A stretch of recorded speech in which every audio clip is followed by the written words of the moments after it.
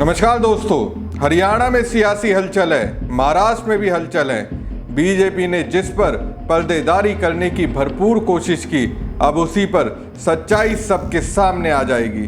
जरा सा भी बीजेपी शासित इन दो प्रदेशों में सियासी तौर पर कुछ अलग बिंदु सामने आए तो फिर समझिए कांग्रेस के लिए एक शानदार मौका होगा। अब वक्त आ गया है। कांग्रेस नेता राहुल गांधी जो आरोप बीजेपी पर चुनाव आयोग को लेकर लगाते रहे हैं, उस पर सच्चाई आएगी। आदेश मिल चुका है, फैसला हो चुका है। इसलिए महाराष्ट्र में सीएम देवेंद्र फडणवीस और हरियाणा में नायब सैनी के अंदर अलग तरीके की बेचैनी है। ये बेचैनी ठीक उसी तरीके की है जिस तरह दोनों राज्यों की करोड़ों जनता के अंदर रही है। दोस्तों, इन दोनों राज्यों में बीजेपी के लिए भयंकर तरह का गुस्सा जनता के बीच दिलो दिमाग में रहा। सबको लग रहा था बीजेपी तो इन राज्यों में सत्ता में फिर से वापसी नहीं करने वाली है, लेकिन हुआ उल्टा। दोनों ही राज्यों में बीजेपी को पूर्ण बहुमत मिला। सोचिए, मध्य प्रदेश में तो जब विधानसभा चुनाव हो रहा था तो तमाम सर्वे में यह कहा गया था तो सरकार तो कांग्रेस की ही बन रही है, लेकिन सरकार बनी किसकी? फिर से बीजेपी की सरकार बन गई। अब दोस्तों, 15 सालों में चुनाव आयोग ने जो किया उसका पूरा काला चिट्ठा सबके सामने आएगा।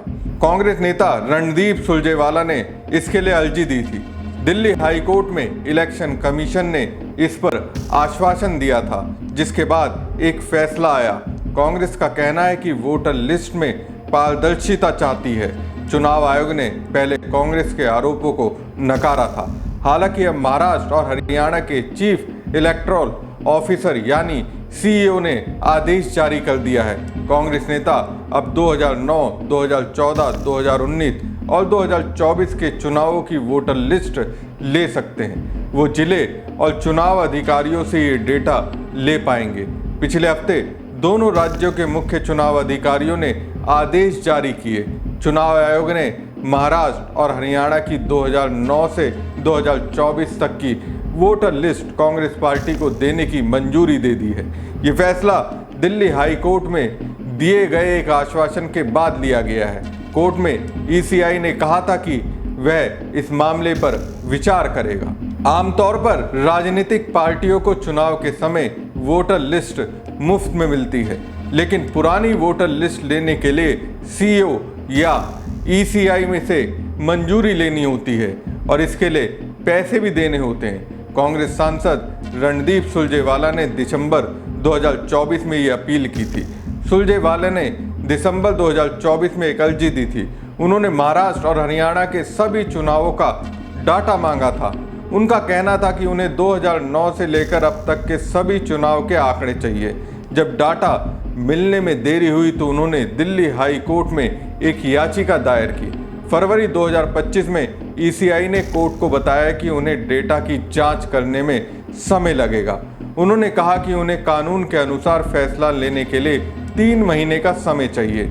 ईसीआई ने यह भी कहा कि अगर जरूरत पड़ी तो वो याचिकाकर्ता को भी सुनेंगे। इसके बाद संबंधित सीईओ ने सुनवाई की।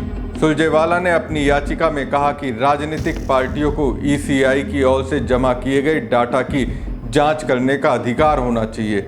इससे चुनाव प्रक्रिया में पारदर्शिता बनी रहेगी। कांग्रेस ने महाराष्ट्र की वोटर लिस्ट में गड़बड़ी होने की बात कही थी। हालांकि ईसीआई ने इन आरोपों को गलत बताया। सुरजेवाला का कहना है कि वोटर लिस्ट की जांच से पता चल सकेगा कि क्या वाकई में कोई गड़बड़ी हुई है या नहीं। उनका मानना है कि पारदर्शिता लोकतंत्र के लिए बहुत जरूरी है। चुनाव आयोग सरकारी पिट्ठू बन गया और जब निष्पक्ष चुनाव करवाने वाला चुनाव आयोग सरकारी पिट्ठू बन जाए तो इस देश में प्रजातंत्र अपने आप खतरे में चला जाएगा। जो राहुल गांधी जी मांग रहे हैं वो केवल और केवल वोटर लिस्ट का डेटा मांग रहे हैं। कांग्रेस पार्टी की ओर से दिल्ली हाई कोर्ट में मैंने बाकायदा मुकदमा दायर किया। इलेक्शन कमीशन को हिदायत दी गई कि वोटर लिस्ट दें। उसके बाद जब ये हिदायत दी गई, बाकायदा चुनाव आयोग ने ये आदेश दिया कि सीईओ महाराष्ट्र हमें सुनवाई दे। तो 2 बार मैं बंबई जा चुका इस सुनवाई के लिए, उसके बाद भी आज तक चुनाव आयोग ने कोई लिस्ट नहीं दी। तो इसका मतलब उनकी दाढ़ी में तिनका नहीं, पूरी की पूरी दाल जो है उसी में गड़बड़ है। दुर्भाग्य से प्रांत में स्वास्थ्य सेवाएं हरियाणा में जर्जर हालत में, और कल जो तुगलकी फरमान आया था जिसमें 5 जो बेसिक ऑपरेशन प्राइवेट अस्पतालों में होते थे, उन सबको भी आयुष्मान स्कीम में उन सबको भी सरकारी अस्पताल में शिफ्ट कर दिया गया और प्राइवेट अस्पतालों को बैन कर दिया गया, क्योंकि श्रीमान नायब सैनी हर रोज इस प्रकार के उल जलूल और तुगलकी फरमान जारी करते हैं जिससे लोगों को असुविधा हो। डॉक्टर साहब को मैं ये राय जरूर दी है कि निःशुल्क या रियायतन इलाज में कुछ परसेंटेज जो है अपने अस्पताल की उसको जरूर केंद्रित करें, ताकि एक्सीडेंट के समय या फिर जरूरतमंद जो वंचित, शोषित, दलित, पिछड़े वर्गों या गरीब सामान्य वर्ग के परिवारों के लोग हैं, उनको भी ऑस्कर ग्रुप की स्पेशलिस्ट सुविधाओं का फायदा हो सके।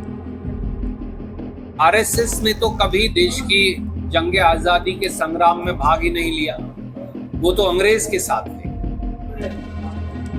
तो जो अंग्रेज के साथ थे उनको इतिहास की कितनी जानकारी है इसके बारे में तो वही जानते होंगे। मैं सिर्फ ये कहता हूँ कि इस देश के करोड़ों लोगों ने जहां स्वतंत्रता संग्राम में योगदान दिया, उनके मुखिया महात्मा गांधी थे। मुझे मालूम है कि आरएसएस को महात्मा गांधी से नफरत है, मुझे मालूम है कि नथुराम गोडसे उनके वो उपासक हैं। इस देश में भी गोडसे बनाम गांधी की विचारधारा की लड़ाई चल रही है। एक तरफ गांधी की विचारधारा है जिसने भारत को बनाया, दूसरी तरफ गोडसे की विचारधारा है जो जात और धर्म के आधार पर, क्षेत्रवाद के आधार पर पूरे देश को बांटना चाहता है। सुरजेवाला ने कोर्ट में कहा कि राजनीतिक दलों को चुनाव आयोग द्वारा एकत्र किए गए आंकड़ों की जांच करने में सक्षम होना चाहिए, ताकि चुनाव प्रक्रिया में पारदर्शिता सुनिश्चित हो सके। इसका मतलब है कि पार्टियां ये देख सकें कि वोटर लिस्ट सही है या नहीं।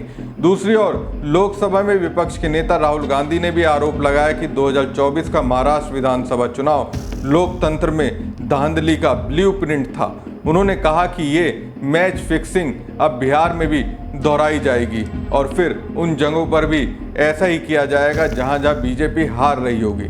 राहुल गांधी के इन आरोपों पर बीजेपी ने पलटवार किया। बीजेपी के राष्ट्रीय अध्यक्ष जेपी नड्डा ने कहा कि राहुल गांधी का ताजा लेख एक नकली नैरेटिव गढ़ने का ब्लूप्रिंट है, जो उनकी बार बार चुनाव हारने की निराशा और हताशा को दर्शाता है। चुनाव आयोग के सूत्रों ने भी राहुल गांधी के आरोपों को खारिज किया है। ईसीआई ने कहा कि मतदाताओं से प्रतिकूल फैसला मिलने के बाद आयोग को बदनाम करना बिल्कुल बेतुका है।